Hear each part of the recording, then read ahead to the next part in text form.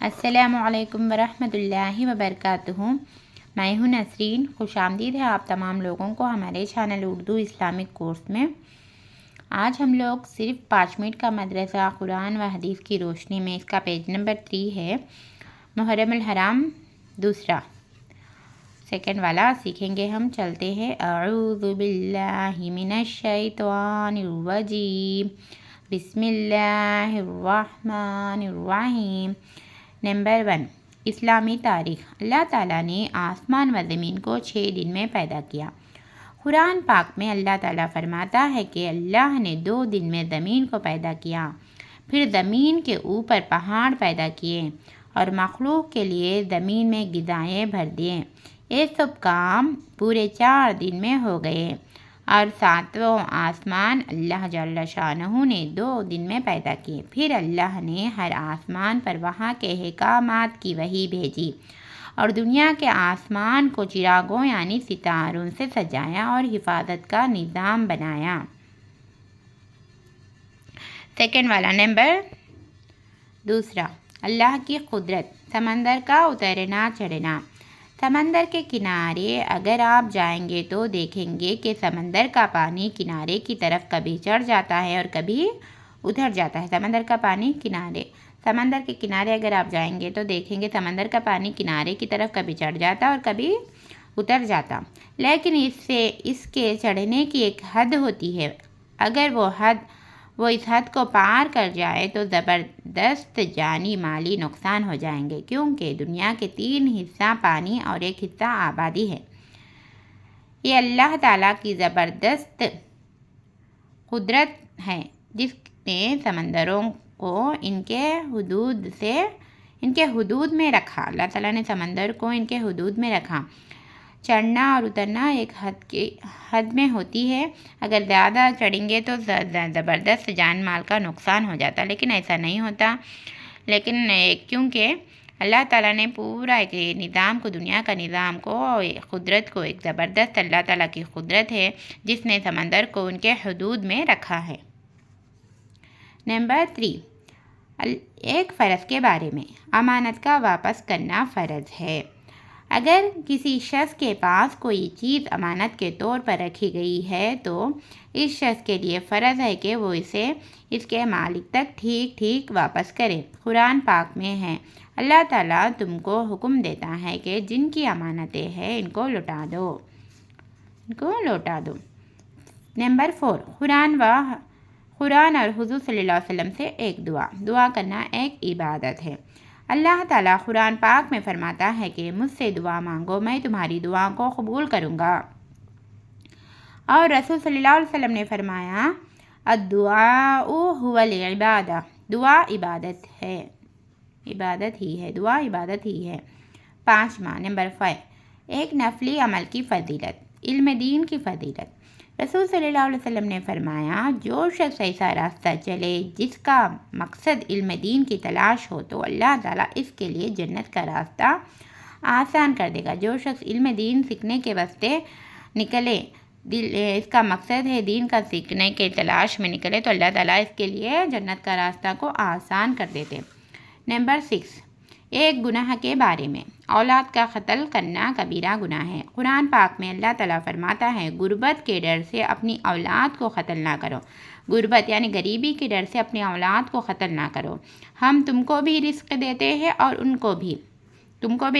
اور تمہارے اولاد کو بھی ہم رزق دیتے ہیں۔ غریبی کی وجہ سے، غربت کی وجہ سے، ڈر سے قتل نہ کرو اولاد کو، بول کر سورہ انعام میں 152 آیت میں اللہ تعالیٰ فرماتے ہیں۔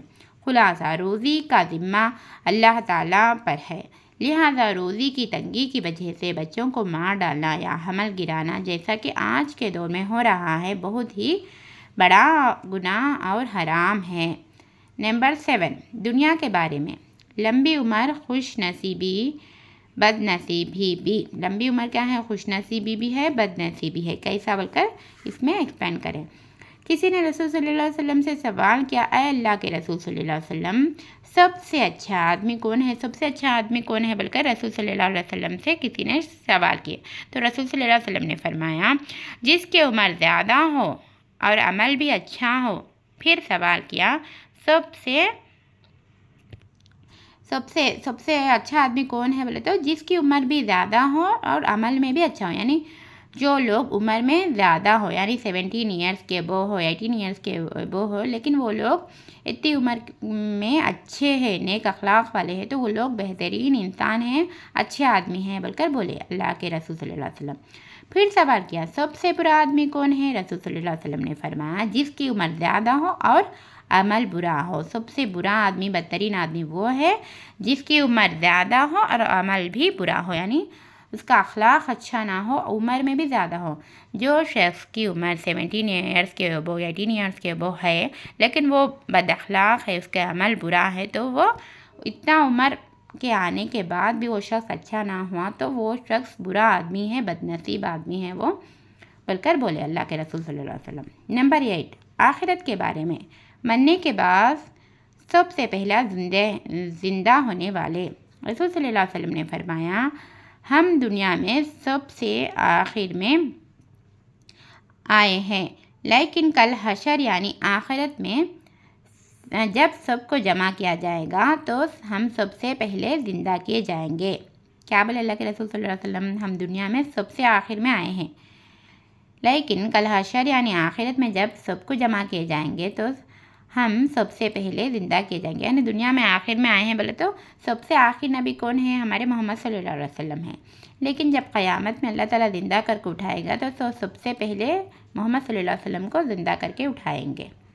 نمبر 9، قرآن اور طب نبوی سے علاج، شیاطین اور جنات سے گھر کی حفاظت۔ رسول صلی اللہ علیہ وسلم نے فرمایا اپنے گھروں میں سورہ بقرہ پڑھو، اس لیے کہ شیاطین وہاں سے اس گھر میں داخل نہیں ہوتے جس گھر میں سورہ بقرہ پڑھی جاتی ہیں۔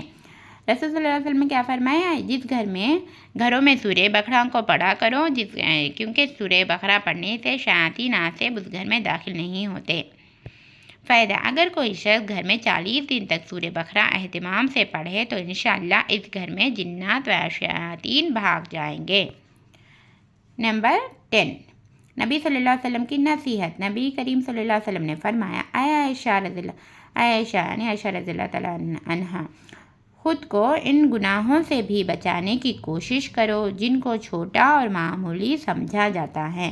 جو گناہ کو چھوٹا سمجھا جاتا ہے، معمولی سمجھا جاتا ہے، ان گناہوں سے بھی بچنے کی کوشش کرو، کیونکہ اللہ کے یہاں ان کے بارے میں بھی پوچھا جائے گا۔